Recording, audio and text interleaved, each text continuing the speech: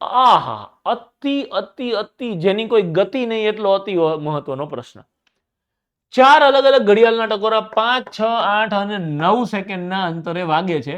એકી સાથે વાગવાના પ્રારંભ બાદ કેટલા સમય પછી ચારે ટકોરા ફરીથી એક સાથે વાગે?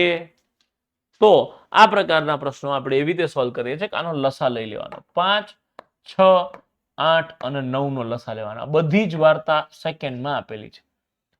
હું તમારી જગ્યાએ હોય તો ગાયગા લસા કેવી રીતે ગોતું? તો કે આ બે ક્રમિક સંખ્યા છે, એનો લસા કેટલો થાય? 30.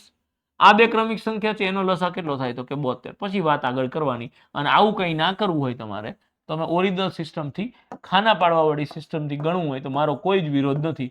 2 અહીંયા 5 આવશે, 3, 4, 9.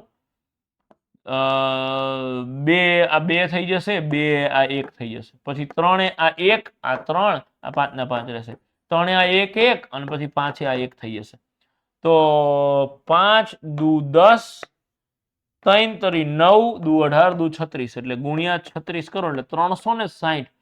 360 સેકન્ડ્સ ઇઝ ધ લસા. પણ 360 સેકન્ડ આમાં ક્યાંય દેખાતું નથી, તો એને મિનિટમાં ફેરવો તો 6 મિનિટ થાય. Option she is the correct and final answer.